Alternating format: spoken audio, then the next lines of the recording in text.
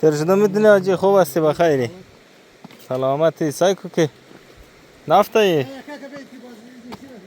وار تو گرنگه یک نفر برید هی توی بگیر بوده دیتا خواری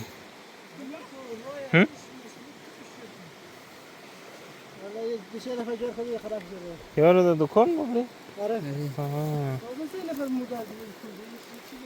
3 نفر مرده؟ دیگه بشه جوره با یک چند سال پیش ده تر نکشت خمو جور و یا یک نفر برین که نه چی نشه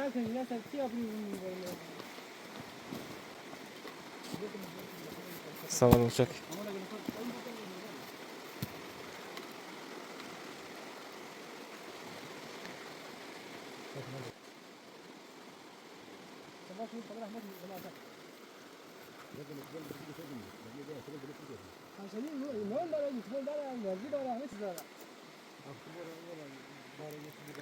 او نوبت از توی برو بخیر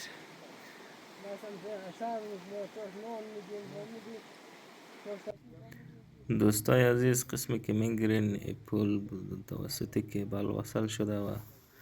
چندین دانه کیبل از این طرف در اون طرف پول به هم وصل کرده و مردم به خاطر رفع احتیاجات خود از این پول برو مرور میکنه و دیگه پولی هم در اینجا وجود نداره مخصوصا در فصل بهار که یه هوی از این دریا خیلی زیاد میشه برای از این مردم خیلی مشکل است و میبینین که در بسیار مشقتی و سختی حتی هم سودا و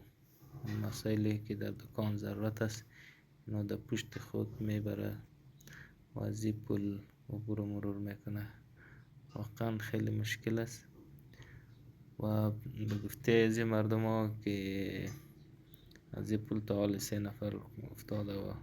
مرده متاسفانه نمیشه